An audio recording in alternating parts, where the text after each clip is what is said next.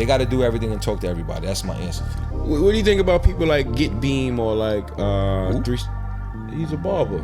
Yeah, they kind of dope. Get Beam and 360 Jeezy, they YouTube. What's the Sly Honcho? Like, I don't know, but Get like Beam and YouTube 360 Jeezy's got. Yeah. Like, you think 360 Jeezy is a dope barber? Money conversations, we've been making business moves. Contemplating how to get it, need to get in tune. Different topics, we got options, you could pick and choose. If more income ain't the outcome, gotta switch the mood. We tryna help you to improve, thanks for asking.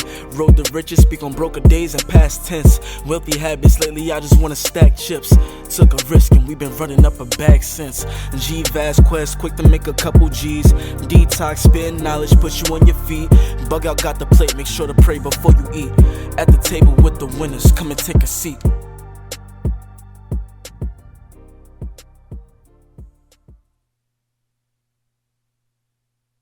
Yo.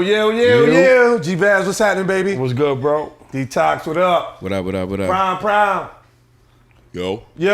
But for the next episode of Thanks for Asking, I love when we just come from Queens and we have Queens guests and we have people just come here, loving to come here and be on this couch. But we got V12. He's a barber in Queens. And Detox, start the interview and drop your shit, boy. Round of applause, man. You know what I'm saying? We got family in the building right now. Man. Yo, V, what up, man? It's good, Playboy. Why your hands so heavy, man? What's going on? Heavy? You been working out lately. Yeah, you know what I'm saying? No, just today. 12 coming? 200 push-ups. Your hands wasn't that heavy last week. I knew you was going to do that, so I wore this shirt. Yeah, what's good, kid? Yo, chilling, man. God damn, horsed in the motherfucker. You horse? My voice. Yeah, you got to relax, bro. Yeah. That's crazy. I'm horsed in the motherfucker. Why is 4 men in the room? That was a pause? He said I'm horsed in the motherfucker? My voice. I can't. Nah, you didn't say all of that. Just move on. I gotta go to my pause expert. If he said so. I'm the pause expert. You the pause expert now? Yeah, he's the pause patrol. Bug took the day off.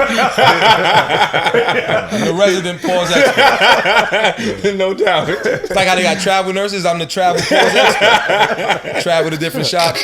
Flag on the play. Oh my God, what's man. good though, man? Oh, chilling, man. You know, I'm proud of y'all dudes, man. Shit, we supposed to say we proud of you, but motherfucker saying that shit. Well, we could both say that. Well, That's we a congratulate each other. Yeah, That's facts, man. You know what I wanted? You know what's crazy? I saved this moment to tell Bug and G-Vaz that a big part of what I eventually became to be is doing parts of them too. They just don't know that. Really? Because it's perspective. Mm-hmm. Wow. The person that put me in the game spent a lot of years with them. Right. So think about how the barbershop work. Yeah. Right. Y'all are family. We spend more time with each other than family. Like in Right, your house. right. So if Cal, the dude that taught me, worked with them for how long y'all worked together? A long time. A long time. Yeah. Well over a decade. I'm acting like y'all not old, man. He was here too. No, I know. Yeah, See, I know you really yeah. are really instrumental in that, but y'all working together is what creates a style. Think about a barber that come in the barbershop. Yeah. Right. They pick pieces from each barber to create their own style. That's an interesting perspective, man. So now when he migrates to Rockaway Boulevard and then put me on, he wouldn't be who he is without you, a Shap, a Curly, a Fat Head. You know what I'm saying? This dude is All got his history going. He got his history going. I'm inquisitive. Yeah, he's right. I want to know. That's it. Yo, bro, where you was at? How'd you? I'm proud of you for remembering that. Right. Yeah, And no, giving that's homage to that's it. even though I didn't meet some of these people. Yeah. I still homage, bro. Yeah, but this Definitely. is about you. We're gonna make this interview about you. Okay, We that's appreciate that though, Yeah. but this is about you. I respect that. I'm just saying my perspective is I am the culmination of many people. But I get what you want to do. I'm dope, though. I'm That's with dope. whatever you want to do. Yo, it sound like it sound like you know the business inside and out of barbering. Like I don't think this is a show with real barbers, and this is like the first episode we had with a professional celebrity barber. Like that's crazy, right? Like, so I'm gonna tell you right now, not to cut you off. This episode, I'm gonna pop a little shit. I usually don't, but pop your shit. Fuck out of here, Go ahead. You know what I'm saying? Like, carry on. How'd you get into the business, and why'd you get into the business? So, obviously, I touched on who put me in the game. Cal. That wouldn't be a pause right there? Huh? That wouldn't be a pause. Who put me in the game? No, touch. I said I'm gonna touch on. I'm gonna touch on who put me in the game. That's not a pause. That sounded. If I said I'm gonna touch on it, then, and I left that like that. Relax, B. I said if I said that. Watch this. Well, I wanted to know though quickly though, what made you want to become a barber? Because you started on how you was there with Cal, how he showed, but what made you even want to get into Cal's shop? Okay. No, that's what I'm saying. I didn't. Okay. Oh, really? I didn't. Right, I never had the aspiration to be a barber. Right. What happened is, and I didn't find this out till years after I was cutting. Like I got nice in like 2-3 months. Right. Like at that time, you know, sharp with haircuts and just kind of knowing how to fade, but I didn't have no structure, but like I was on point. I found out years later that a conversation took place in my absence with my next door neighbor I grew up with and Cal. And my man Mark told Cal, yo, you know who would be better than you if he cut hair? So Cal is like, you know, remember at the time, Cal's he the man. You know what I'm saying? That's over there, right? Yeah. No, don't do that. Cal, you see this face? Yo, he is an under the bus tiger. Now I'm learning under the bus tiger now. I just made an observation. So on a serious note, right? So he tell that to him. So when he asked who, my next door neighbor said, yo, Van. At the time, I'm like 17. So he like, nah, you know, 'cause I used to draw. I was nice with drawing. I always say that. So I think Cal he kept the conversation in mind with Mark. So one day, we in the barbershop. It's just him. He the only one cutting. He had like 5 people on it. Remember that old ass couch? He had like 5 people on the couch. And I was in the first chair. Cal was in the last chair. I was all the way in the first chair. And I was shaping my little mustache and shit up. And this African dude walked in the shop, mad arrogant. You know how they used to be back in the days. So he walked in. So Cal, from the back, he like, yo, you need some help? So the dude was like, yeah, I want a haircut. So Cal was like, all right, you know, he said, okay, I got these people waiting. It's like 4 people. So the dude looked at the people and looked at Cal and said, all right, so I'm next? So Cal like, what? So I guess a light bulb went off and he took it upon himself to say, matter of fact, yo, V, take care of him. Now I look at Cal confused too. Well, like, was you working there or he just no, I'm not cutting hair. I'm using tone stuff to clean up my little facial hair. I got you. I'm young. Got you, yeah. I'm just in the barbershop hanging out. And I'm using the clippers. I had like a little mustache and, you know. So I'm looking at him, but he kind of gave me. You going in to get your hair cut at this point? Huh? No, I was just hanging out in the barbershop. Hanging out. You know what I'm saying? That was the hangout. Right? I'm young, school is out. I don't got really much to do. I'm doing all kind of stuff in the neighborhood. This is downtown. So I look at him and he like he fake pressed me from across the shop, like, yo, do it. So I look at the dude, he had like one of them little mini afros. He had leather face. Like he shaved with a razor every day. So he had no facial hair. So I'm like, how tough? Yeah, it's barber talk. Okay. I mean, you shave with a razor and you never exfoliate so your skin gets shiny. So I'm like, all right, how tough could this be? I put him in a chair. I didn't screw up. I did a decent job. So at the end of the day, me and Cal are the only ones in the shop. So at the time, I just got into the laborers union, Local 79. So I was going through my probation period, right? So he's sitting in the chair cleaning his clippers, shaping up his facial hair. And he said, yo, so what you want to do, man? You want to do construction or cut hair? And I said, would you offer me a job? So he said, yo, bro, get some clippers and we'll figure it out. And the irony was my right-hand man, his grandmoms put him through barber school, and he finished barber school but never did nothing. So he had the bag of clippers just in the room, just collecting dust. So I ran back to the block, bypassed my crib, go to my man Star crib. I knock on the door, so when I come downstairs, he in the room playing video game. We used to, play PlayStation and shit like that. So he thinking I'm coming through to play video games. So when I came downstairs, he like slid over on the couch, and I'm like, nah. So I pointed the bag like, yo, what you doing with this? Yeah. But I grabbed the bag. Like I'm not. Like I already know what you're doing with this. I'm asking, but taking it the same time. So he grabbed the bag. So we fought over the bag. Now what would happen if I'd have let him win? You wouldn't have been cutting hair. Probably wouldn't have been cutting hair. I just kept selling whatever was getting sold, So I took the clippers. I said, look, bro, in like a week or two, I'm going to pass you some bread. And I just never looked back. The next day I was at the shop at like 8 o'clock, man. Wow. And I just never stopped. That's it. That was 2001. You still in contact with your boy Star? Not really, but if I see him, it's all love. Right, you know? right. Now that's just dope. Son, you gave up a construction job like that. I didn't really have a job. You was on probation. Like, it sounded like you was kind of in there. What? Pause. You know you can be.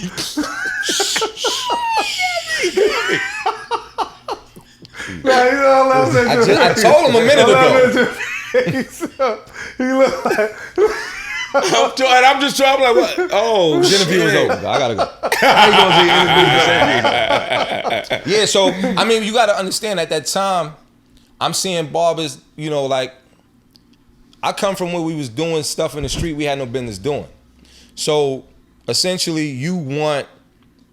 being a barber is the hybrid to street life and working man life, civilian life and street life. It could go any direction you want it to go. Your clientele, you are a product of your clientele and vice versa. Like one of my young barbers asked me one day, he was like, yo, V, is it fair to say that your clientele is a reflection of you? And I said, exactly. So if you got clients that's cheap, unruly, argumentative, look in the mirror because you're inviting that. I only recognize that because I had that, and you got to decide which direction you want to go, and then you got to do the work and apply.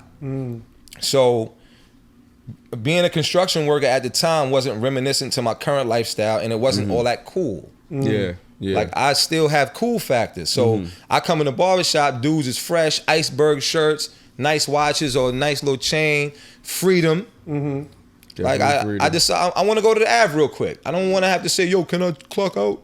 I really never wanted that for myself. So you looked at it like that when you made that decision? Absolutely. That's good. That's good. Because you was too young to even look at it like that. I mean, I always. I get what Is you're that saying. how y'all looked at it? No, but I'm saying, I didn't look at it like No. Those things came with it in the territory. Then you look back and you're kind of happy that it happened. But to look at it like that. No, but he's asking me, did I see it like that in that moment? And I'm in that saying moment, yes. that's what's dope, right? Because I made a decision. Right. You making a decision. I made a decision. Because most people don't have that choice. It's either I'm gonna be a barber or he made a decision to be a barber. A lot of us, we do this because we can cut hair until it. You're thinking like. Well, we're talking about your I don't want to hear nobody else. Personally, though. Your personal experience. You thinking when you're first, right? Usually, right. For me, anyway, when you first starting, you're thinking that like this is another hustle you can do. Okay. Right. Now, I wound up going to school, but before that, you're still cutting out of your house. Yeah. So this is just something, and it winds up sticking around longer and longer, and then those decisions started coming around. That happened. Is that how it happened for you? No. How did it happen for you? By circumstance. Mine's a circumstance. Same thing. That's what I'm saying. About circumstances. Yeah. It was hustling that turned into it. For me. So that kind of goes to what he was saying about it's. Well, he kind of hybrid. No, I'm saying I was hustling. Yeah. Like I was hustling everything. Okay. Like it's a difference between being a drug dealer and a hustler. I was a hustler. Yeah. Right. If I saw a way to get this for this and sell it for that, so like that's why I said I was intentional when I said selling whatever was being sold. I didn't say I was selling crack. I sold crack, but then they got. Burnout phones was big at the time. Yeah. Right. It was everything. Yeah. So dudes are coming back. That was a time where the scammers came to the barbershop in a U-Haul. I have all of this stuff. Right. Yeah. Two-way pages, all that shit. I Furniture, beds, sheeting, sneakers, phones, everything. So it's like, yo, give me everything for this number, and then I'm gonna put points. So it wasn't just like, oh, I just sell crack. Like, it was whatever. But the point is, I knew that I don't necessarily have a problem with authority, but I want to do what I want to do. And not to mention the bigger factor was I could be passionate about cutting hair because by default I'm an artist. Yeah. Right. So I could that's usually how it kind of comes in there. But I that's could why translate my on the side art through. So when people like, yo, do you still draw? I'm like, yeah, I just do it in here now. Yeah, that's a fact. Right. You know what I'm saying? That's a fact. Yeah. But I don't know if I would have been a barber if I had the same option. Like if I was on probation period with a job already. Usually when we come into this, it's like I said, it's like in between. You don't want to go, you ain't going to school, you finish school, because I was young, maybe 18, 19, you right out of school, and you ain't doing nothing, but you need some money coming through, and it's the closest thing you can kind of get to the street and not be in trouble and shit like that. You know what I'm saying? Keep getting yourself jammed up. So G, that kind of thing, yeah. Keeping it real, knowing what I know now, I would have simultaneously worked both. Right. Knowing what I know now. What you know now. Right. You know what I'm saying? I mean, it's still good, but then you at the mercy of the economy. No, definitely.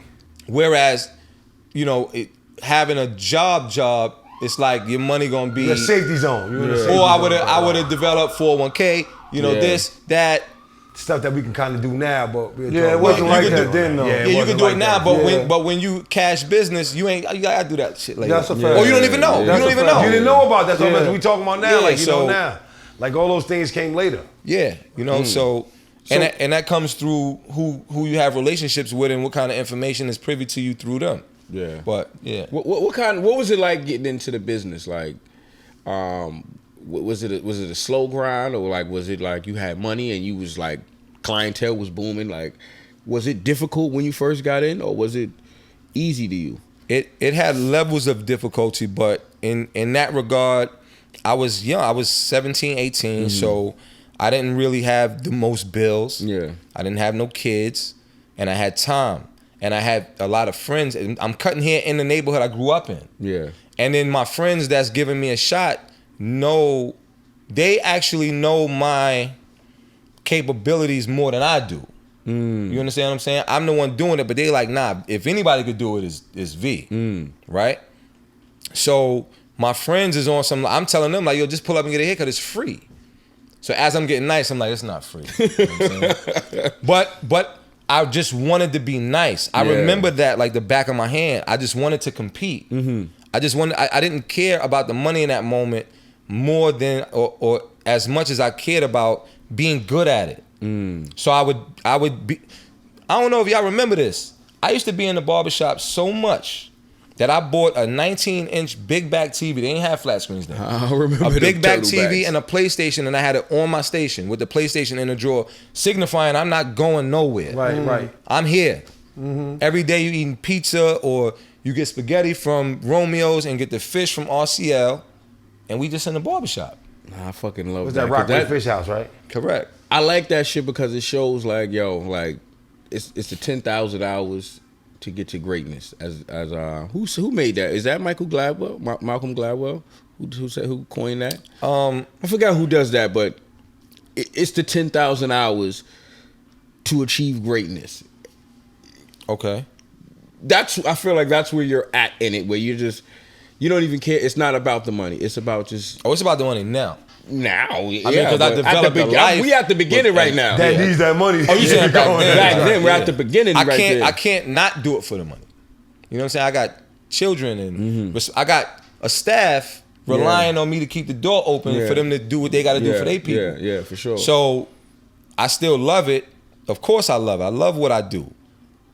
But that time was way different. Yeah, but we still at those times. Okay, we're gonna get there like that. That's it's like passion turns into money.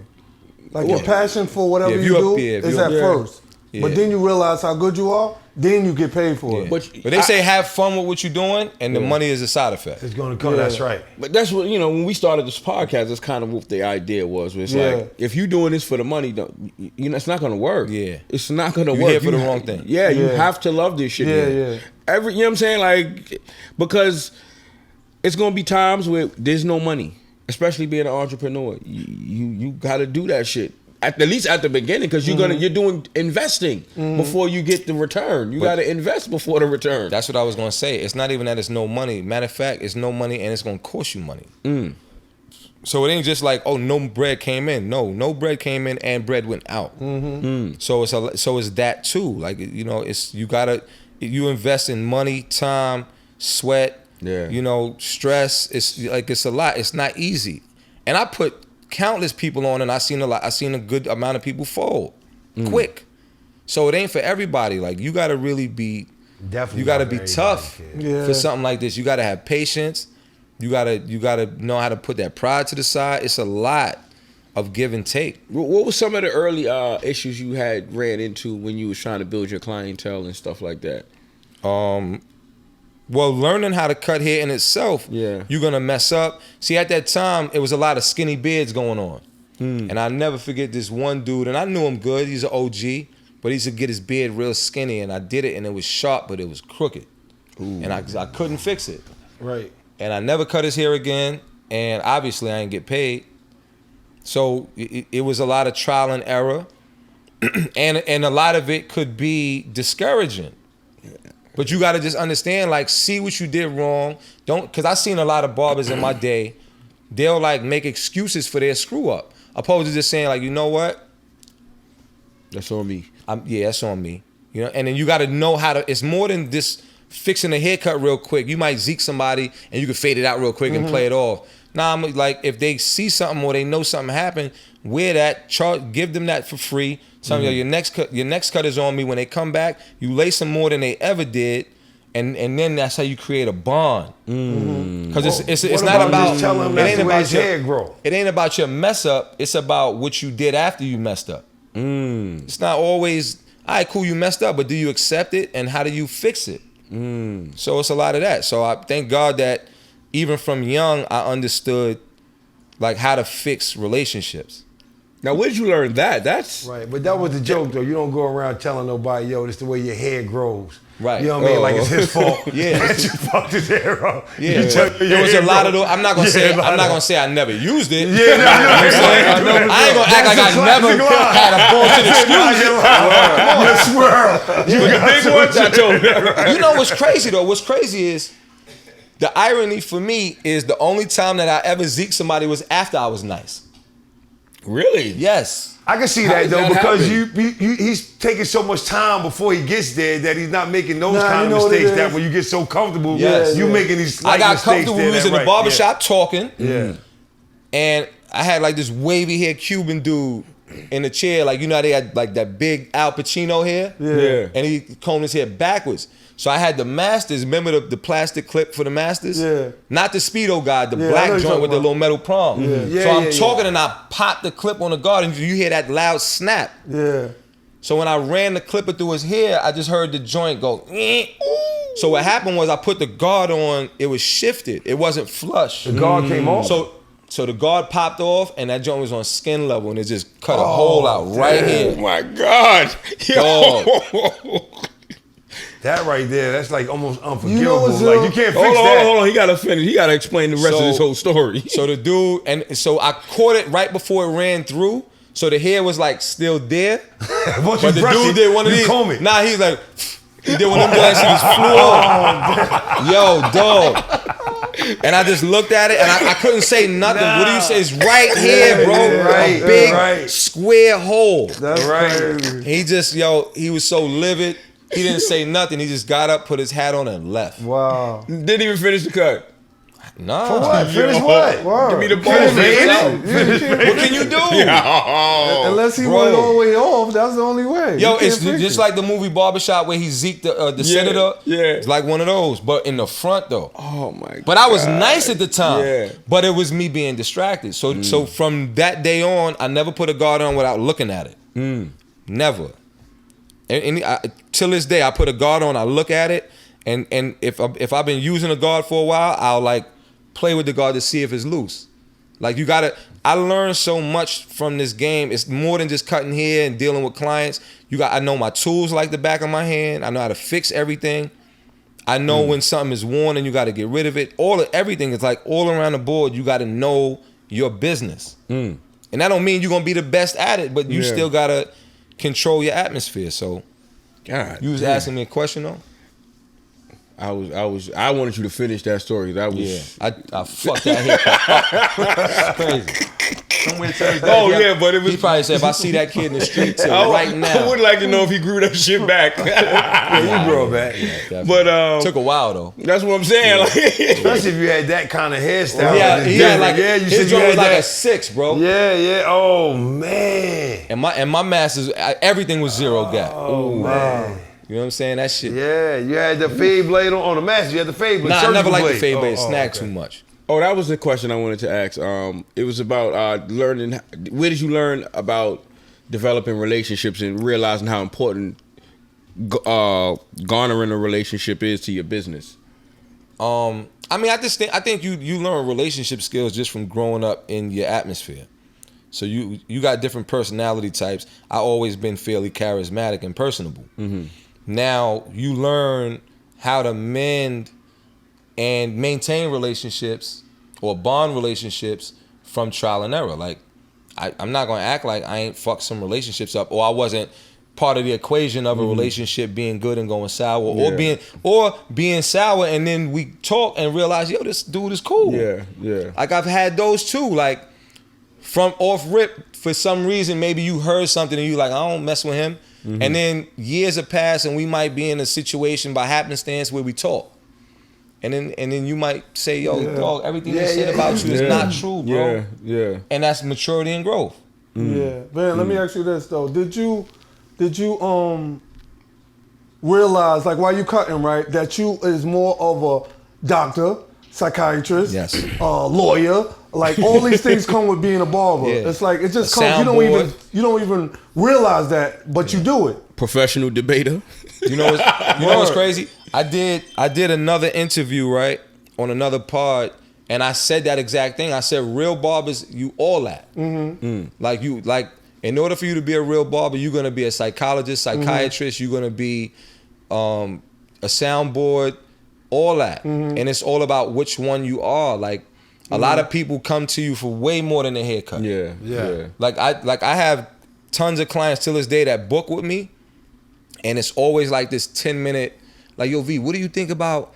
And what they're displaying is like, yo, they trust in your judgment and opinion. Right. Yeah. And I'll be the first to say, you know, if you ask me something that I'm not 1,000% on, I'm gonna say, bro, I ain't no expert. You know, I could be wrong. Like, that'll be my disclaimer with certain things, because even though I can express myself on experiences that I had that's very reminiscent to what you asking me, the dynamic might still be different with you. Like, if a dude is asking me about like marital or like a relationship type question, that don't mean my advice and know-how based on a situation I was or are in is gonna translate well when you take it home to yours. Yeah. I could just tell you, like, kind of at least get you in a direction. It's like somebody coming here and saying, yo, I'm trying to get to Brooklyn. You just point them in a direction. I could tell you exactly where to go, but between here and the conduit, you might go towards the city. But it's just for me to point you, like, all right, well, come over here and try that way. And if not, now, the more experience that you have, like talking about cutting hair, right? How many different ways can you do a dark Caesar? You could do it with the detachables, adjustables. If you real nice, clip over comb with a trimmer and a big comb. It's mad different ways to get the same job done. Sure is. So the more experience that I have, I could give you like 3 options and say, try this one first. That don't work, try this one. If that don't work, try that one. If none of those work, I don't know, bro. Then I still got learning to do. And I'm okay with that. If I talk to somebody that's like, nah, I'm telling you, I know this, I don't want to talk to you no more. Because you think you know everything. Yeah. Your brain is closed already. And you more than likely don't have shit because you think you know everything. Yeah. So let me ask you this. So you becoming a barber, and I mean, the first time I ever seen you was on that TV show, MTV. Yeah, Rooney's at that time. I think, Rooney's, right? Yeah. How'd you get in that shot?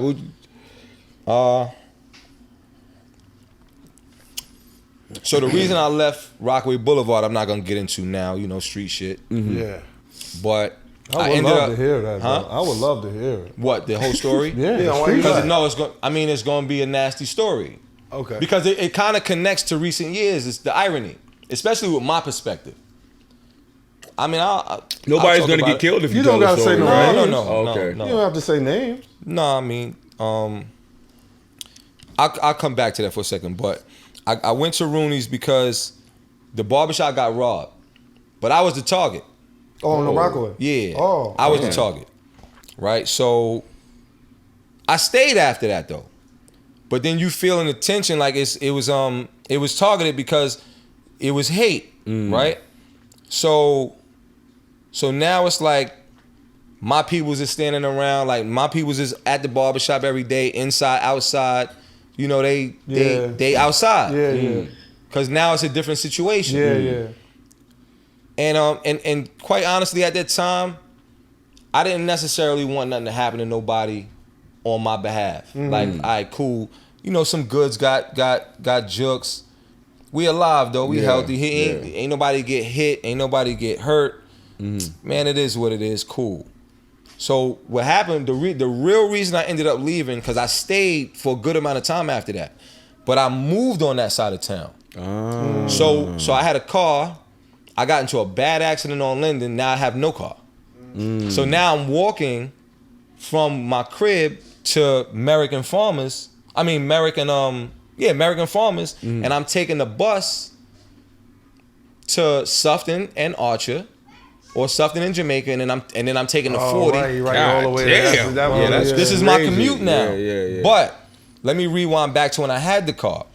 I was really good friends with a rapper from Far Rock called Mike Mills. I remember Mike Mills. So Mike was my man. Yeah. So we did like a promo run, a college tour run together. We was on the road, me, him, and the label, which is other friends from the neighborhood. Okay.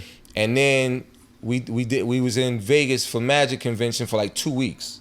So this is like my man, right? So this is around the time Benny the Jeweler put the Benny watches out. So Benny shot a commercial at Rooney's, and Mike Mills was rapping in the commercial, sporting a watch.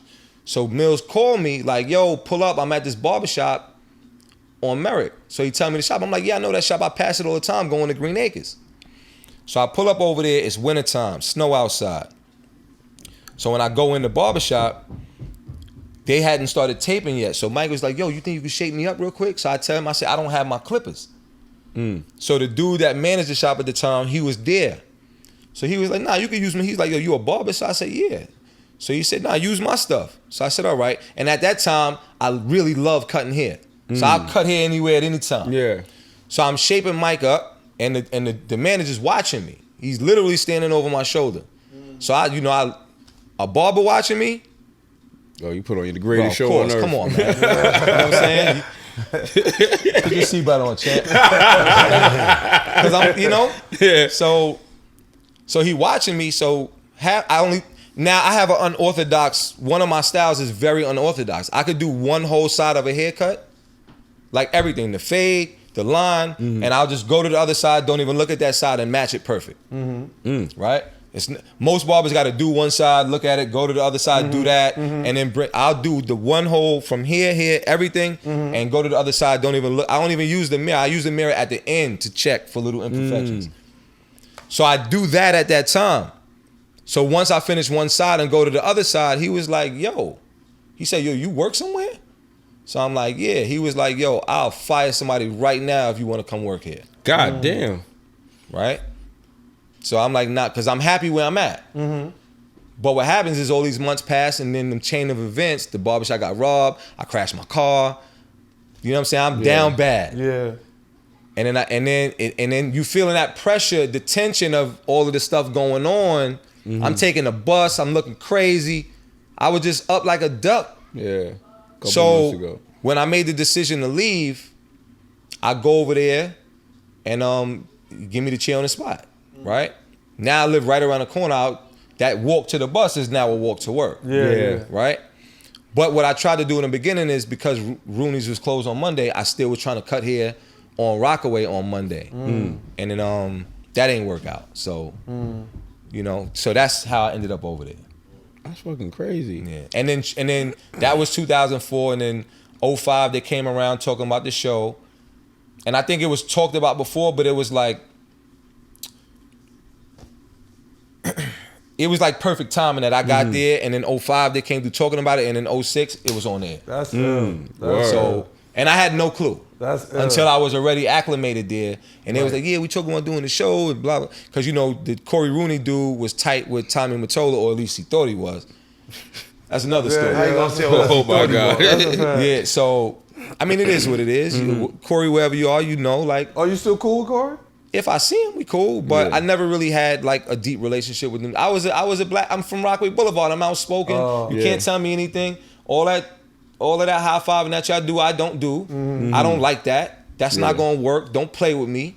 A lot of that. So I'm not even gonna finish that statement because you're going.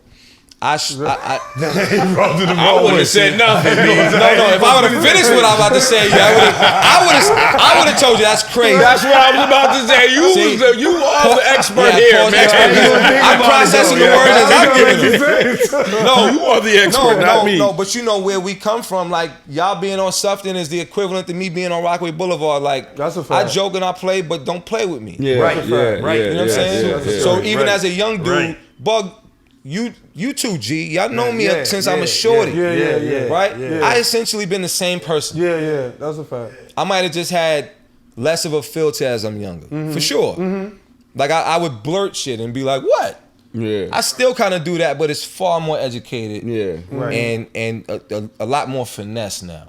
You know? So, but I'm saying at that time, it was on some like, I'll be very expressive, and if it's a problem, like I don't have 50 say, I don't want no problems, but if it's a problem, no problem. Yeah. And initially looking at me at that young age, you know, young light-skinned Spanish looking to them pretty boy, they think like, and I'm like, bro, you don't have no idea what I have happen over here. Yeah. Or what I'll do. Yeah. So we never necessarily were friends. Okay. I could probably say I made one friend over there.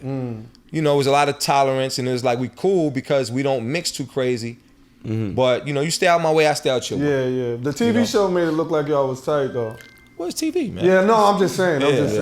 I ain't gonna say it was a problem. Yeah. But you know, it's just like everybody don't get along. That's okay. You know, it's still like till this day we still got relationships. Like after I opened up my first shop, Corey called me, which was new for me. He called me and because they were restructuring and he had offered me some equipment and stuff like that, but I didn't need it. You know, but I'm outside of whatever perception anybody has. Like how I started this interview, right? Yeah. It's still gonna be homage. I can't negate what that TV show and what me being there for a decade did for me, for my development. Yeah. So regardless of what it was personally, I'm still extremely appreciative for the opportunity and the time. Yeah. So it's like, I tell people all the time, appreciate the grand gesture. Don't focus on the things you don't like. Like if you like 7, 8 things about me, stop crucifying me for the 2 things you don't. You know I'm human, right? Yeah. Like, you know, we work with each other a long time. If you experience me going through a human experience or moment, don't like, give me some grace for that right there. Yeah, give me some grace, bro. Yo, bro, how much I helped you with. Yeah, exactly. And that's the part where I said, like, I'm gonna pop shit because I don't ever help people or put people in position to do better things in their life so that I could be like, yo, remember I did the thing for you? Yeah. That's not what I do, but I learned that that sometimes you have to remind. Yeah. Because people conveniently forget. Yeah. And it's like, I'm at a stage in life now where I cannot have no frivolous relationships. I can't afford it. So I might not necessarily do something with the expectation of a return, but when and if I call you, I'm not asking you, bro. Yeah. You know, like I don't want to say demanding it, but it's I shouldn't have to tell you. you. Exactly. You feel expected, especially when you go out your way to do things. It's like an unwritten rule. Like I'm super like that, bro. Right. Because I didn't have to do that for you. Right. You know what I'm saying? No, you didn't have to beg me to help you. I showed up. Now on the flip, I had to also learn this tough lesson. Everybody not gonna be you, bro. Yeah. I had to battle with that for a lot of years. Like, why this one didn't show up and do this and do that? And it's like, bro, everybody's not you. Yeah. And you gotta make peace with that. But my screening process is different now. Like if I don't see reminiscence of my personality type in you, then I'm not gonna jump to help, because I jumped to help so many people that it ended up costing me more than I could afford to give. Yeah. You know? So you gotta be careful with that, because you'll lose it all and they'll be like, I didn't ask you to do that. Word. You know how many times I heard that? Wow. I didn't ask you to do that. I'm like, that's the worst thing crazy. to say, That's bro. crazy. You didn't, but the way your life was turning out, you asked. That's a fact. Yeah, exactly. You know what I'm saying? That's a fact. Let me ask you this though. Did life change after doing that show? Yes and no. Was cuts instead of $50, $100? Nah, it wasn't that much back then. Nah, I didn't go up on my prices I'm happy you brought that up because I thought about when I was coming here, like that being one of the topics. Mm-hmm. You're not a barber? I'm not a barber. How would you determine your price? Off of my skill. Okay. And you, what you say, G? The going rate for the most part. All right. Determining prices. I'm gonna give you the real answer. Yeah. If you cut 10 heads, Yeah. like let's just say you charge $40.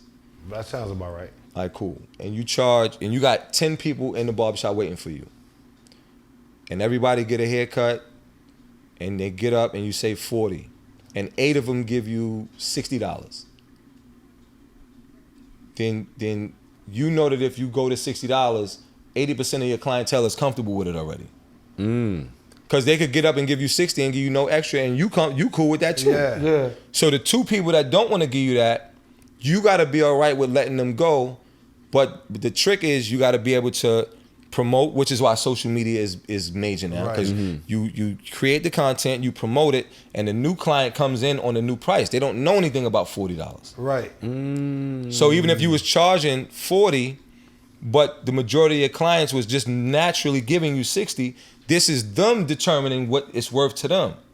A product has no worth until a client determines what they're willing to pay for it. Mm-hmm.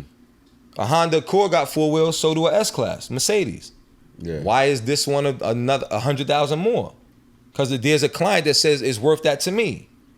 So all you got to do is figure out how to get a product and find the client that finds the value in your product. They exist. I'm living proof of it. So, but you got to be all right with most barbers, especially barbers like us that have been doing it a long time. They like, I don't want to lose my clientele. And then I'm going to say, you can find new ones, bro. If you do a haircut for 80, he's replacing 2 $40 clients. So that's how you go from cutting, remember the days of cutting 20, 25 people? Yeah. But you could cut 10 people now and make triple. And I'm not trying to this is not me talking shit. This is just what I learned from learning and applying. But every time that I went up on a price, I never went up more than $5 to $10. And anytime I went up, I was learning new services. So I go learn hair replacement, go learn hair color, go learn how to really do enhancements correctly. Went and got a shampoo sink. So what's happening now is if you come in the shop and I'm doing a hair unit for X amount of hundreds of dollars, right? Then I educate each and every one of my clients and let them do it as they please. So if I say, look, if I did a hair unit and that client gave me $500, just hypothetical, right? And it took 2 hours. Then I say, yo, I could just promote hair units and just do these all day. So me telling you, give me $100 for a haircut for an hour, I'm still kind of robbing myself, bro. Yeah, because the opportunity cost. Yeah, but when you do that $100, even if you do, what was it, 2 hours? That's $200. It's like $300 you lost. That's the opportunity cost, right? Right. So it's like when you educate your client, you give them the option, but you always want to introduce a new perspective. Now, I'm not saying you're going to be doing units all day, but the reality is you could be. I could just push this and color, and like I know barbers like my guy Tariq in Atlanta, Dream Cuts Barber Lounge, predominantly cutting women's hair. That's by design. Cause he like, I don't want to deal with dudes with the haircut and the beard and the razor. You could just cut women's hair, do color, designs, and you that's 3 customers in one. She come to you for the haircut, the design, and the color. So you charge them for the haircut, the design, and the color. But you got to go learn these services to then say, okay, the haircut was this, the color was this, and the design was this. And you're getting it all in one service. Right. Ooh, that's creating value. Yeah, but it's also you shaking the tree. Yeah. Like I remember the days of cutting 22 people. Right. I remember the day like yesterday, bro, as no fun. You know so you don't even cut that much heads. You don't cut 22 people, A really busy day for me today is like 13, 14 people.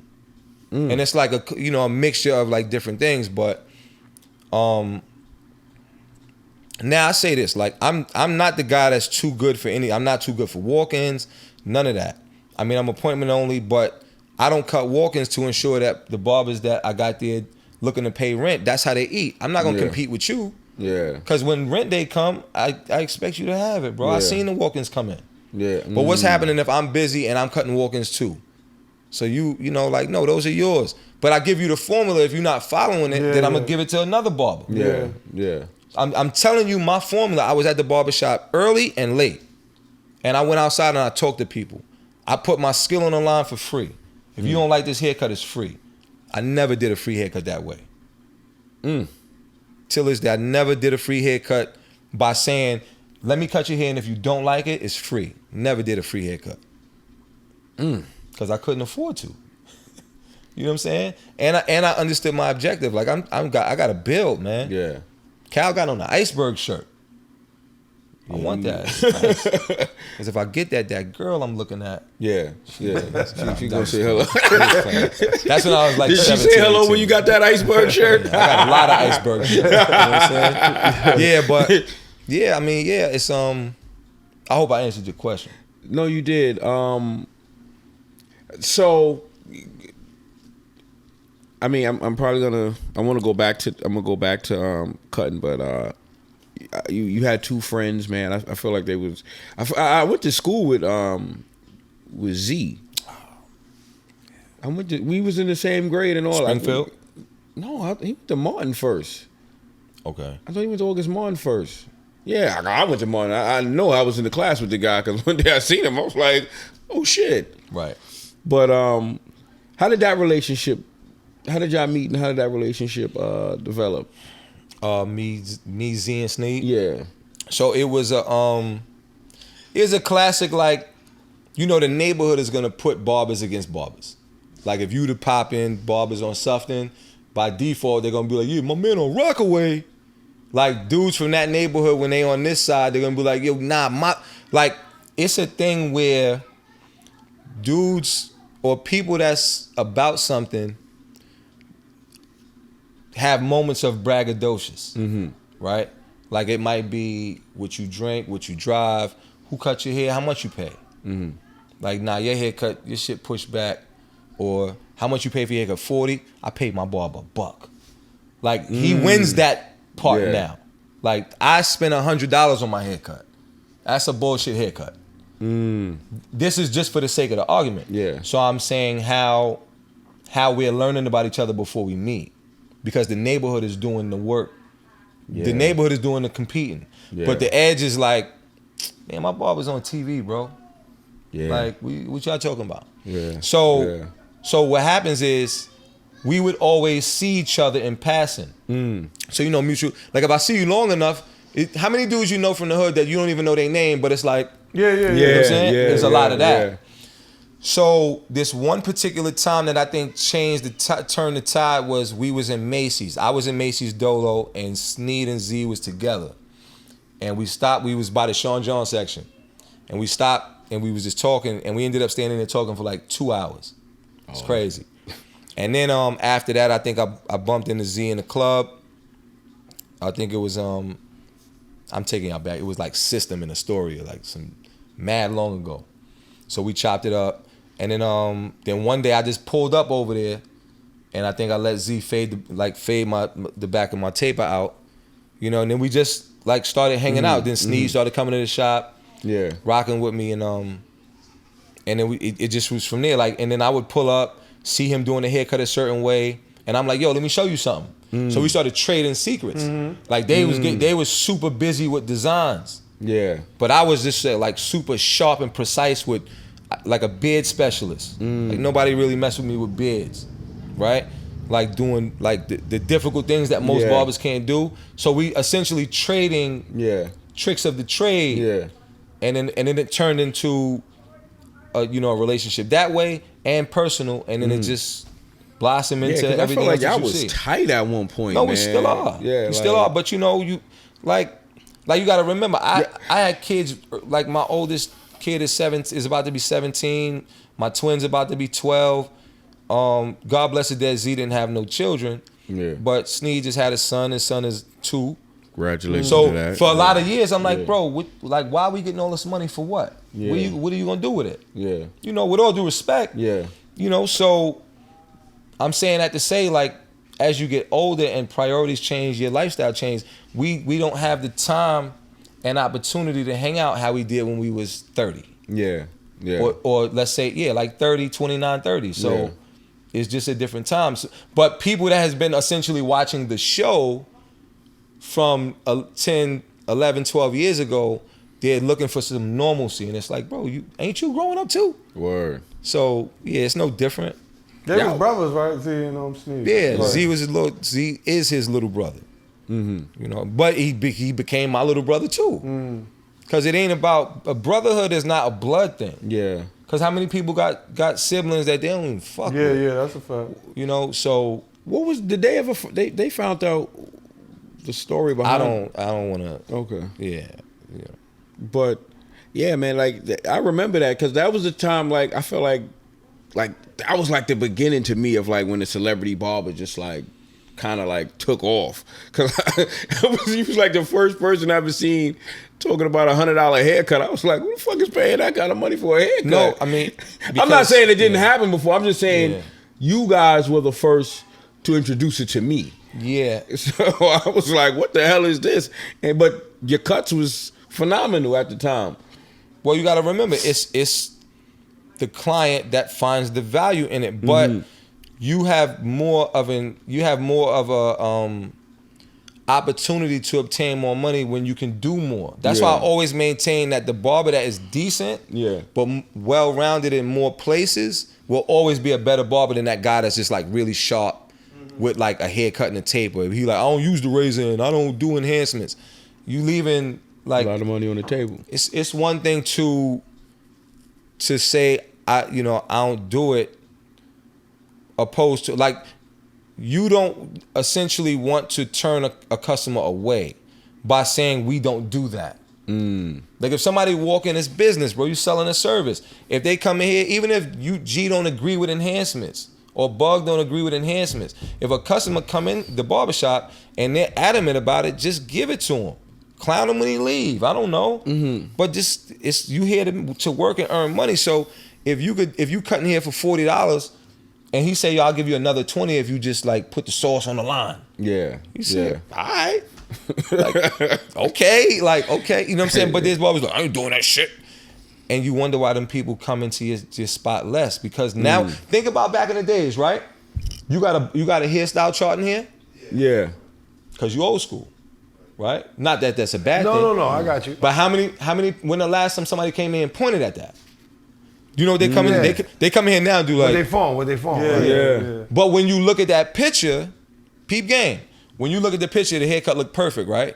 But you got to identify and explain to the customer, no, I could do that, but I need you to understand that that's the pro color enhancement and that's hair fibers over that. So that's a double upsell. I'm gonna do the haircut is 40, the color is 15, and the enhancement is 10. So you just had put $25 on top of the $40 haircut.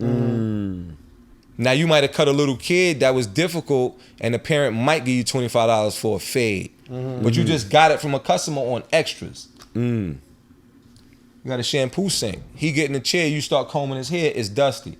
You say, bro, I can't do all of the enhancements and all of that with your hair being dirty, because if I spray the product on there, it's not gonna stick. It's not gonna bond to your skin. So I gotta shampoo your hair. It's $10 more. Wash your hair next time. But right now it's $10 more. So you just took $40 to $75. Damn. No, but what has been going different in the salon business? Yeah, Or the restaurant business. Yeah. You go in a restaurant and say, I want jerk chicken, just quarter jerk chicken. Yeah. They say, oh, it's gonna be whatever. Add rice and veggies. That's called the upsell. Yeah. Why are we not doing that in this business?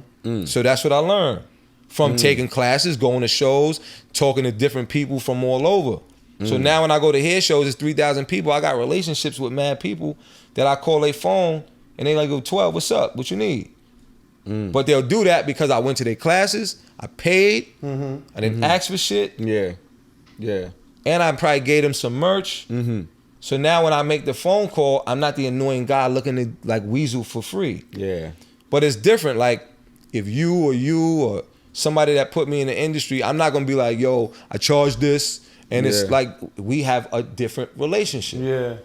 Yeah. So I'm gonna give you the different relationship number or whatever. I might just be like, yo, I don't got time to give you a whole hair unit class, G, but I'll walk you through it. You know what I'm saying? But G might be like, nah, V, I'll pay you. Yeah. That's exactly what G gonna say. But this is what happens with G after that. Yeah. What happens with G after that, if he runs into a roadblock, G calls Van. And I say, bro, what's up? Talk what you need. Yo, put me on FaceTime and I'll walk you through it. That's what going into things right does for you. So there's definitely a lot of that. Nurturing your relationship. How do you feel about the industry now compared to what it was before? Like with social media, like how could a barber grow his product or his services and his clientele with social media? I mean, consistency. I think that you should do it all. Let me just kind of deviate for a second, right? I produced a comedy show since 2009. Congratulations. Thank you. I appreciate it. You did, for real? You did that? I'm still doing it. I got a show. So my comedy show is called the Urban to Suburban Comedy Series. I've been doing it since 2009, Thanksgiving Day.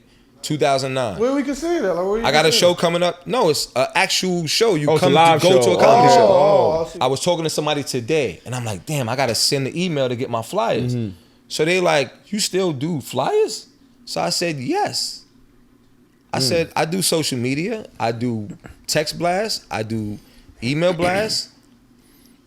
I do ads on social media, and I still do flyers. Because promotion gets you, it's a 1% rule. If you put out 5,000 flyers, look to get 50 people from that.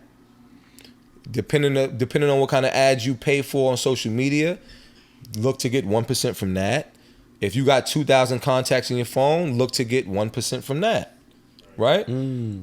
So you do the math. If you text blast to 2,000 people, hopefully you get 20 people from that. So you got to add all those numbers up. If the room hold 300, you trying to pack the room. Pay for it.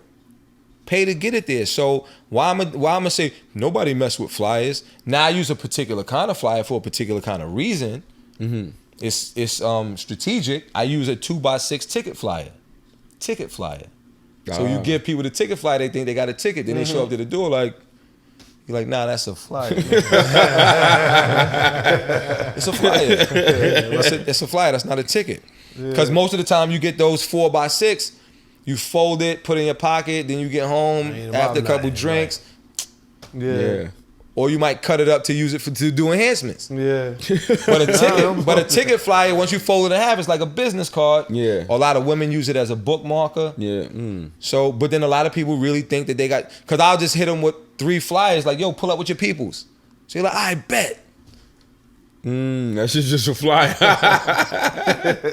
And then they're inexpensive, man. I mean, so, you know, I think that you got to do everything until a flyer, like Kevin Hart or Jay-Z's name on a piece of paper now is different than For sure. than me and you trying to grow the barbershop or the comedy show. Yeah. Until your name is that, like you could just put, like I gotta take the flyer and make the graphics real sharp and clean with pictures and colors, and opposed to just on your story you could just write this famous person live in concert this date time. That's it. The name is everything. Yeah. Until we're there. Now some would argue people like us are there, but me and you would say, I'm not nowhere near where I want to be. Word. You know, so call it what you want, but So like, what do you think about, like, because I feel like a lot of the other but barbers. to answer your question, you got to do it all until you're in a comfortable place. And even then, you got to decide if you want to stay there or you want to scale again. So until you're in a comfortable place, you got to, everybody, I say this all the time with barbers, stylists, anybody in the service industry. Everywhere I go, everybody know what I do. Yo, they'll be, you cut hair, yo, you that barber, right? Everywhere, doesn't matter, in state, out of state, in the country, out the country, I always see somebody that recognize me, or we know one another one way or another. But everybody know what I do. Nobody's confused about who I am and what I do. And that's by design. By everywhere, there was a time where, yo, who cut your hair? Yo, pull up, let me cut your hair. Like everybody got to know who you are and what you do. Right. Yeah. So if you too cool for that, and you wonder why you growing at a slow pace, it's because you too cool for that. So you got to be all right with that. You got to always be ready, and you got to promote. Promoting is not just about when the barbershop opens. Like off the clock, you're still a barber, and they got to know it. So they got to do everything and talk to everybody. That's my answer for you. What do you think about people like Get Beam or like He's a barber. Yeah, they kind of dope. Get Beam and 360 Jeezy. They YouTube. What's the Sly Honcho? Like I don't know, but Get like Beam and YouTube 360 Jeezy's guys. Yeah. Like, you think 360 Jeezy is a dope barber? Do I think he good. Okay. I think he good. You've heard of him though, right? Yeah. You saying on what level he is as far as what? I mean, I think like a really good barber is relative. I think it's all relative. Yeah, I think he good. Him, and I think Get Beam is good too. You know, a lot of these new guys, they use a lot of enhancements now, especially for all of their videos. So you know, as far as on, it's hard to see what a straight haircut look like. Right. But as far as their video content, yeah, most of these guys come in, they look at their stuff, and that's the ones who they talking about. I think that like a dude, and you mentioned him, so I'm just piggybacking on what you said. I think a 360 Jeezy is a decent barber, but he's more well known and regarded for him being a waver. Okay. He's a waver that caught traction on being a waver, and now it's easy to slip in like, yo, you know, as a barber, cut. right. You know what I'm saying? But he's not the barber that I look at and be like, yo, I want to cut like this guy. Well, I feel like, you know, sometimes. No, I see what you're saying. It feel like sometimes when you've been doing this stuff a lot longer than a lot of those people, I haven't seen a lot of those guys show me any new tricks. If you're talking about like a Jeezy, anything like that, or any of those guys. He's a waver, that's a barber, and I seen a lot of more of those Brazilian dudes do more things that I was more in awe about than the regular. But this is your show. Right. No, absolutely. This is a barber conversation. Right. Y'all it is. Though, but I don't want to take it's not too a much. barber. It's not a barber conversation. Right. We're just having a conversation. Right. Yeah, I don't want to take too much from that though, because we could talk. I could talk to Van all day later on about this. But I'm going to pull back up again for the record. Yeah, definitely. We're going to make this a thing. You know what I'm saying? If that's all right with y'all. Yeah, no, absolutely. I'm just curious to know because, you know, I mean, I personally would, if I had to choose between 360 and Get Beam, I would probably pick Get Beam. See, I don't even think I know who the other kid is. He was from Chicago. I think he's in Miami now. But that's the thing. See, I think I got a pretty decent following on social media. But I don't take myself as serious as some people do. Yeah. I should. Yeah. Right? I should be more active that way. And I'm not making any excuses about it. But I'm working on something else. Yeah. So I'm giving that something. Like I think that I essentially peaked in the barber business as much as I could. Like I took it to the max as much as I could with my circumstances. Right? Yeah. Could I do more? Absolutely. I'm not gonna say I couldn't or won't. But I'm saying it's time where I kind of invest a little time and energy in another direction because I think I saw as much as I was gonna see over there. Well, you know, we're cutting hair, and I love it, so I'm not gonna stop. But at the same time, I'm pretty much rewinding the clock and doing construction and cutting hair at the same time. Meaning, my strong suit is in being eloquent and expressing myself and being forthcoming and transparent. And I just, you know, I hear it from too many people that are essentially begging me to like, yo, do another interview. Yo, when you gonna do a podcast? When you gonna do another show? So it's like I'm listening. I'm listening to like your customer. Yeah. Social media followers is a potential customer. They tell you what they want. Look at your posts. You post a haircut, then you post a selfie. Haircut get 80 likes, selfie get 720 likes. You like, oh, it's me. You fuck with me.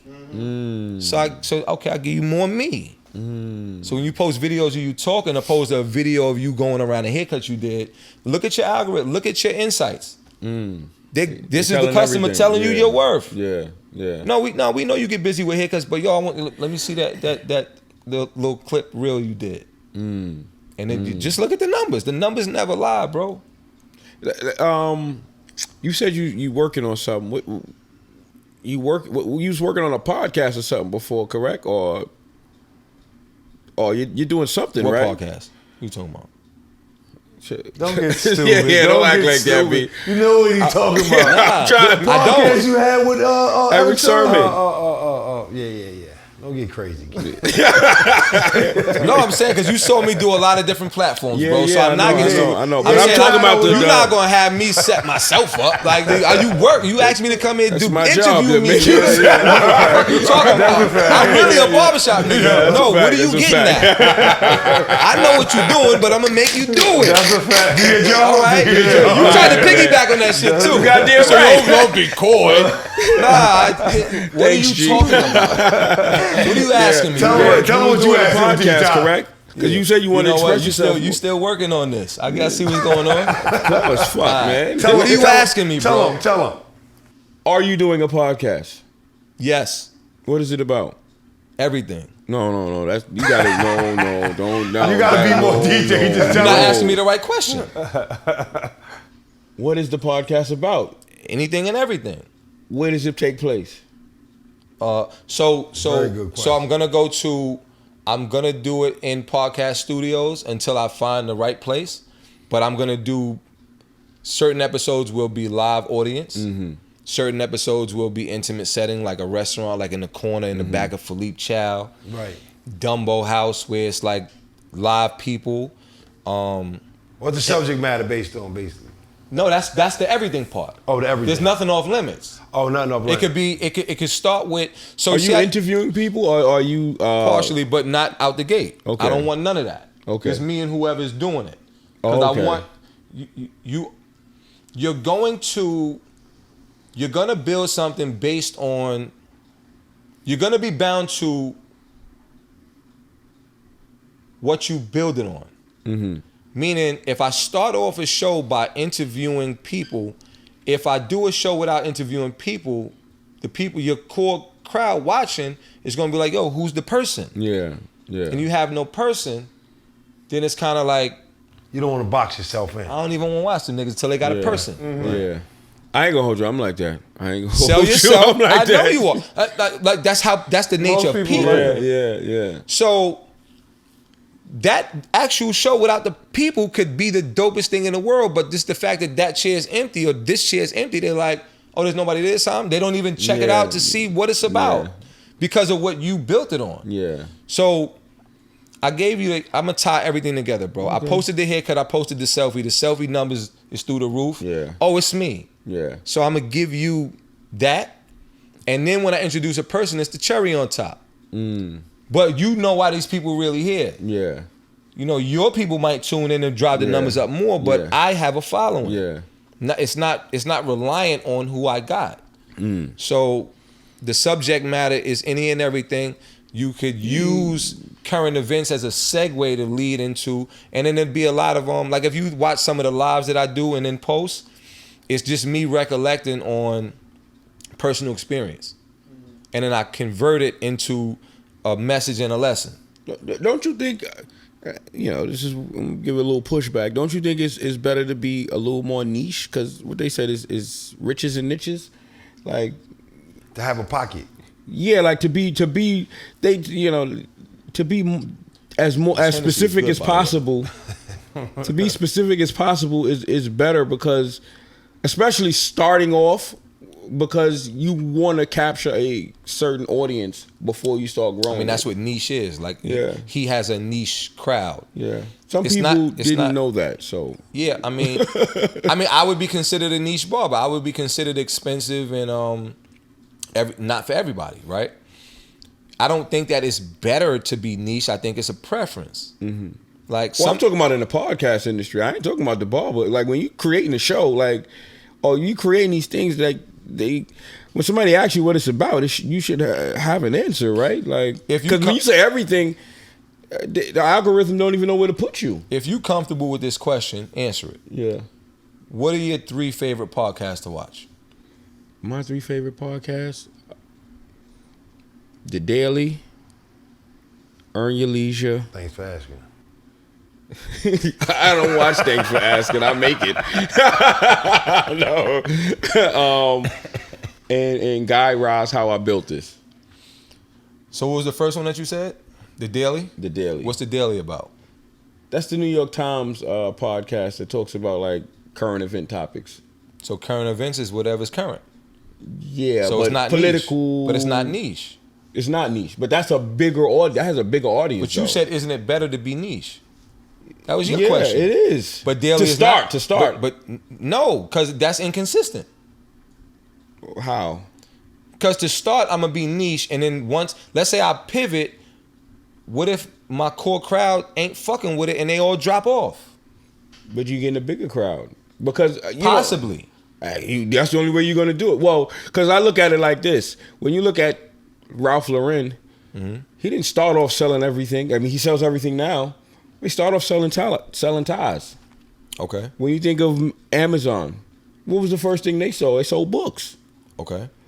When you think of Apple, they just sold computers first. Like you don't have the resources to. The current event is the pocket. No, but see, that's a pocket in itself. Yeah, you're right. But that's a bigger podcast, though. But that's what I'm saying. But see, what you're doing, what isn't really fair is you comparing companies that came out at a time where technology was extremely limited and funds were limited, so they were limited to resources and availability.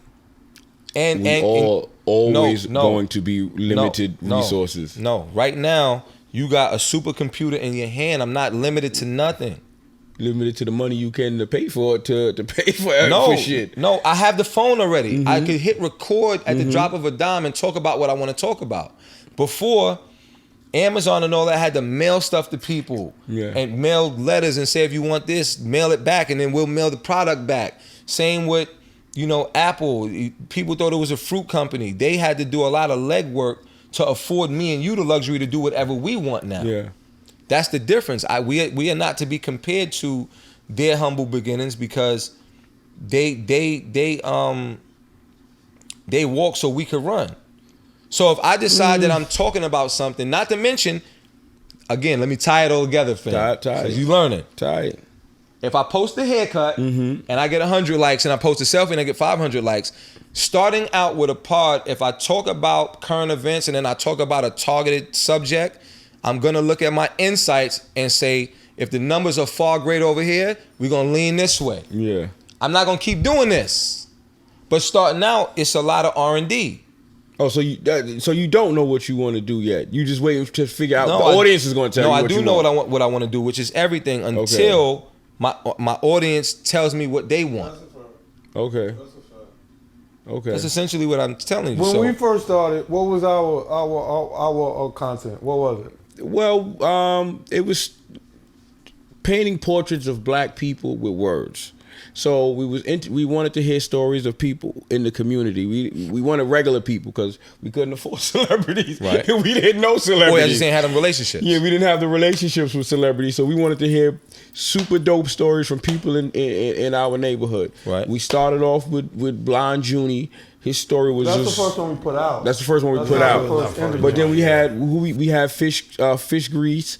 We had Doc, but it wasn't what we got now. We had Dawn because she was a coach. Luke. We had Luke. He was a producer, director. Luke Steffen. Cool dude. We had the politician, the girl who ran for office, LaToya Benjamin. We had a teacher. So it's kind of not to cut you off. It's kind of what he's saying, as in you touch everything until you see what works. Yeah, that's what kind of happened with us. But it wasn't everything because we wasn't doing relationships. Wait. Without naming names, don't you see how you just told me you had a councilman, but right before that you said you had a known street person? Yeah, but they all a part of the community. That's how we looked at it. But you getting two completely different stories. So the subject matter is way opposite. Because the ones we think that's gonna pop, like interviews, it doesn't. It doesn't. It'd be the ones that you didn't think was gonna pop. That you didn't think. We didn't want to go that route. Yeah, we did. Jail stories and all that shit. Yeah. But that made us popular. Yeah, it did. When you look at it, it is what it is. Because I think that you should look more at podcasts of people that are relatable to you. So you look at someone like It Is What It Is. For sure. What is that show about? It's about sports and them having supposed to be about what sports. I ain't gonna hold the part I like is when they start cracking on each other and talk about their war stories. But it's a sports show. It's supposed to be a sports show. Is it? Yeah. Technically, yeah. That's what they supposed to. That's what they. That's the way they promote it. That's the way they promote So it. whether they talk about sports or not, they promote it as a sports That's how they show. promote it. But the reality is they talk about everything. They do talk about it. Yeah. Right. Whereas if you watch what's the joint with Charles Barkley, Shaq, what's the name of their show? On TNT? NBA on TNT? Right. It's straight sports. Like they might have little snippets of something else. Like real brief because of course it's primetime TV, so forth and so on. But 98% of their subject matter is sports, stats, statistics. Cameron got more freedom and stuff to do that than those guys do on TV. And that's what I'm saying. That's why I'm going. I'm gonna do what I want to do. Yeah. Right. Yeah. But I'm gonna figure out what works, and that's gonna be the basis of my content. You're gonna come into some sort of niche at some point in time. Right. You'll find it as you go. Right. But That's you how definitely I feel. are. This is what I'm saying. That's why it's like Right. you don't know till you roll out. So, I'm not looking for no deal or nothing. I'm gonna hone my craft. I'm gonna develop the product, polish the product, and then once I know what I got, and I got a core following, like a legit, consistent following, now we look for the money. That's it. That's the plan. What I mean, and I actually said that too. Like, people like when you come up. People like to see the transition. Pause. Borderline. What? Yo, Borderline. He gonna look at I can't even say come up no more. Did it again. He said I can't say it no more. I'm gonna just do it. Yeah, you fucking right, yo. Nah, it's not funny. I told him He owned it. He owned started it. at the beginning. He started. He tried to get crazy. I said, all right. Remember I said, all right. Yeah. It's not gonna. He gonna do that at me because he in said front of the come up no more. He upset about it too. Yeah, he's like real. He really feel a way about it. Can't even come up no more. Gotta hide it. Oh God! Y'all didn't give me enough Hennessy for this. No, seriously, I want some more. Yo, seriously, it's 12 o'clock and we ain't got no more. Oh, y'all finished it? Yeah, I think so. We finished it. Conversation. Show done. Because the Hennessy was my payment. Y'all didn't know that. They said we got Hennessy. Word. Yeah.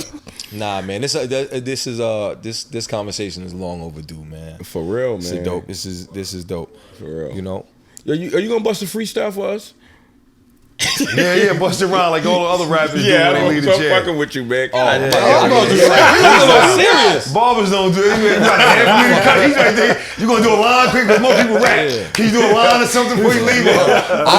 Listen. No, you said this is my camera, right? Just for the record, I don't style shit for free. Right there. You know, Wait, that's your freestyle, right? Bars. Yeah. Bug, you got anything? Bars is a pause. Huh? Bars is a pause. Bars is a pause. Nah, it's not. But I don't know. I didn't know what else to say. something, right? You got anything, Bug? Man, look at me, baby. Yo, man. I'm proud of you, bro. And I mean that shit, bro. I know. Thank you for coming through. You know what I'm saying? To do this conversation. You've been real informative in this podcast. You've been real. I appreciate you so much, bro. I appreciate that, man. Yeah, for sure. A lot of jewels dropped, man. The main thing I'm saying is I'm very, very proud of you, bro. All the things that you did in barbering, everything else in life, like you became a dope human being, bro, and I'm super duper proud of you, bro. Humanitarian award, kid. Word. Yo, bring the humanitarian award for my guy. Word. What we can afford is a round of applause right now. So we gonna give you that. I'm gonna say this because I know the sentiments is obviously. I mean, you know, us meeting is fairly fresh. With all due respect to you, right? No doubt. But you two gentlemen, G Vass, Bug, I remember like yesterday, I dudes, coming through the barbershop, and Bug always had this really distinctive mustache, man. Right. And now, let me paint the picture for you. Let me paint the picture for you. Bug used to always come through. I never seen Bug with a scruffy, like, bald head or face. Yeah. And he always wore his real, like, almost. Are we ranking? That French. No, we're not ranking. I'm talking. I'm ready. But this is flower. That's I fine. love the rank. You know I love the rank. He always, let him no. speak. No, so Bug always had this Hitler style mustache, but it wasn't stopped in the middle. It was like escalate up and real. It always came to like the perfect point. Yeah. So when I'm a young barber trying to like hone my craft, I'm like, yo, how that nigga get that shit like that? No, I'm dead serious. I'm not even playing with you at all. No, that's his mustache. Yeah, I never told him that. Yeah. And I known Bug for 20-something. I known Bug 23 years. Yeah. Probably longer because you was coming through the barbershop before I'm cutting here. And I knew Bug, G-Vass, Cal always paid homage. Yeah. And talked about them. Yeah. Right? And so when I would see Bug always had a really big personality. And I'm just a young dude watching. Yeah. And I'm like, yo, I always want to know how he got his mustache like that. You know what I'm saying? Yeah. I'm glad you laughing. I'm glad. Yeah. So, and he looked the same right now. Thank He you. was just skinnier. He was skinnier back then, but Bug was always like way more voice than he had body. Yeah. You know what I'm saying? Pause. Yeah, that's what about to ask you that. and I knew it was a pause when I said it. And I knew it was a pause when I said it, but I was like, fuck it, I'm about to leave. I'm about to leave. I said some bullshit left. I got you all. It's clickbait. It's clickbait, you dummy. They gonna chop that skit up. They gonna put it out, and you gonna watch this interview. I know what I'm doing. You know what I'm saying? That's a fact. But you my guy though, man. You Yeah, already know that. but what I was saying on a serious note is, y'all don't really know how much I appreciate y'all. Cause what I said at the beginning of this interview, I always had those sentiments. Like my guy would not be what he is without y'all, and obviously I wouldn't be who I am without the opportunity he gave me. You can't have the yin without the yang, bro. That's a fact. Right. You can't. That's a And I fact. don't know why people don't get it. They always want to gloss over, and it's like I chase everything down the line. Like that's why I ask questions. Yo, so where you was at before this? Yo, who you was rocking with? Where you learned it? Who taught you this? So now it's like, yo, if somebody told me that they got, like, I got nice with designs from me, Sneed, and Z trading information. And then I go on to be super nice with these things. And I'm like, I just picked it up somewhere. Like, nah, man, get them niggas they flowers, man. That's right. What's wrong? Why you can't do that? Yeah. And I just don't get it. And I'll never, and this is why Easiest thing to do, man. This is why me and certain kind of individuals don't see eye to eye because they do sucker shit like that. And I'm like, yo, what's stopping you from saying, nah, I learned this from homie. If I walk in this barbershop and y'all put me onto something new, when I'm in my travels and somebody asks me like, yo, how you pick this up? I'm like, no, I was just in the crib one day. Yeah. Cause I'm standing right there and it's like, damn, bro, you slighting me. And at this age and stage in life, you don't know I might need that opportunity. For real. And you saying my name is everything. That's a fact. That stamp. That's a fact. You know what I'm saying? You got to understand, like I told you, social media now, everybody got followers, right? Which means you have influence. Technically, we all influencers. It's just who and what are you influencing? Right. So me making a conscious decision to not give you your homage and your due is me essentially saying, man, fuck you. I don't care what you did for me. They think it's me. That's a fact. And I'm not like being in that. super denial, and I think people are really like that, where they really believe that it came from them. They don't really understand that. No, they know. Points it out to them. Yeah, Sometimes they somebody know. got to point And it you out. know what? This is what happens. Here is the Benjamin Button effect, if you will. Right? People like us that understand that premise that I just said, we never actually end up being where we want to be as far as like that status or following, because we spitting truth and we're spreading the money or the homage or the flowers around. So look at the person that keep it all for themselves. As they stack, they're not spreading the love. So you're not creating you're not creating balance with your people. So they always got to find new circles to run in.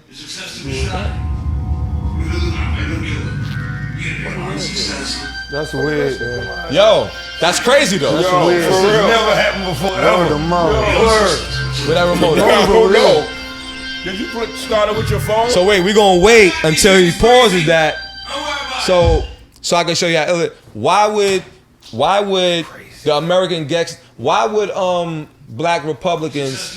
Why would success come on? What the fuck is going on here? You don't want to go home. Yeah. That might be from your phone. That might be from your phone. I'm gonna turn both of them on. So why would that skit come on at that time? You know what I'm saying? Like you think about what people doing. People are getting put in positions of success and leaving the people that helped them get there behind. And then they gotta find new circles of running, and it's never genuine. Like I'm okay with, like if I can't take the people that helped me get here with me, then we're gonna stay in this place till we get there together. Right. Now, some people are gonna do shit to hold you back, and it's just like everybody can't go. It be like that sometimes. Yeah, it do. Like a reason or a season or whatever. It's cool. Like, you know, I still got love for you, but I'm just going somewhere. I'll double back for you though. Yeah. You know. Yeah. But I've never been in the business of like, you know, you do like that's why whenever it comes to me talking about cutting hair, I will forever mention Cal's name. Anybody that know me know it. I don't care how this one feel about him or whatever. I don't care. Right. I know what this person did for me, whether we had our differences or not. My life is what it is because I was given an opportunity in this place. That's dope, yeah. And Shout out to Cal, though, quick. Shout out to Cal. Shout out Cal. You already know. Rockaway's on 142 in Rockaway. Yeah, put a lot of people on, man. And I turned around and do the same thing. You know, so and you know, some people it's tough though, because people like us, you when you got barbers that come through, you know, to essentially work underneath you or next to you, it's depending on your status in this game or any game for that matter. That shadow be crazy, and a lot of these people can't take that shadow. Yeah, you know that's what I'm saying. So it's pressure working with a barber like myself. Yeah. You know, Yeah. it is, and it took me a while to recognize it because I guess my modesty was like, yo, man, but it's pressure. Because I put in a lot of work in this joint at a super high level. Yeah. You know what I'm saying? And I never was on some like, yo, I'm better. I got old business cards that says, because people would always say, I got the best barber in Queens or New York City. And I'm like, I be the one that's like, what? Like, there's no such thing as the best barber anywhere. There's too many of us too good at what we do. Yeah. So I remember after we did the show, I was in Atlanta at the Bronner Brothers Hair Show. And this is around the time that they had those plastic business cards. And them shits was like $1 a piece to get printed up. And I got like 400 of them. And I found one the other day, and you know what it says on it? It says, and I quote, not the best, just one of them. So I've been saying that for almost 20 years. Like when people be like, yo, you the best. I'm like, bro, ain't no, I'm not even gonna agree with that. You know how many niggas is nice? Yeah. I'm not, but I bet you the niggas that are the best, they know who I am. Right. And I'm cool with that. That's a fact. So I think on that note, we're gonna end this. That's a fact. You got anything, G? Yeah, I just want to give my brother Van, show him how proud I am on piggyback off of Buck said, especially because I seen where you started, you know what I'm saying, Facts. seen the inception, Facts. seen where you developed to, and you know, I know it's gonna get better for you. You know what I'm saying? Because I hear how you talk. I hear all the aspirations. I hear all the new things you want to do, and I'm just waiting to watch to see what's next coming from you. You know what I'm saying? And I appreciate you coming through to the barbershop. You know what I'm saying? Blessing us with the talk, with the barbershop shit. You know what I'm saying? We're gonna be talking from more on. We're gonna have you here. We need you to come and do some of these shows here with us. Yeah. Y'all will have Don Julio next time. We're gonna definitely get some definitely Don have Julio. that I Don promise you Julio. that. You know what I mean? I'll say this, if with all due respect, I make a correction. You're not gonna watch. We gotta help each other, man. Yeah. Indeed. You know what I'm saying? Like we gotta be a part of what each other's doing, which is why you both of y'all calling me and saying, and you popped up to the barbershop. I don't think I forgot that. Okay. A while ago. I never forgot. So, but y'all asking me to come do, I didn't tell you I need nothing. I said when. You asked me to show up on a Saturday, bro. Yeah. You already know. That's a fact. And what did I say? That's a fact. You said no yeah. problem. Okay. No problem. I don't need anything. I don't want, just where do I park? Word. You know Word. what I'm saying? That's a fact. And where's the Don Julio? Yeah, all right, but you don't have that guy. All right, cool, whatever. What are we doing? That's a fact. What are we So doing? no, nobody's gonna watch. We settle for some head dog right now. Bro, we all gonna get there together, man. That's just my take. That's a fact. And you know, or we gonna die trying. That's a fact. And I'm cool with that too. Yeah. It's not always, bro. I talk to people so much, and I told somebody earlier I was having a conversation. I'm like, it's not always what you did are you willing to do it? Yeah. Are you willing to try it? Yeah. Like some people, you'll ask people for favors and you're like, nah. And it's like, you know, yo, listen, I'm like, I'll try. Yeah. And I genuinely like will try. I might not succeed, but it's like, appreciate at least the fact that I'm willing. Yeah. Because a lot of people are not willing, man. Yeah, You know what I'm saying? Some people are gonna literally try to get something done or do something for you and they might fail. Yeah. And you gotta be okay with that because it's like, yo, you E for effort. Like that's what mattered to me. Yeah. Right. You're not always gonna get it done.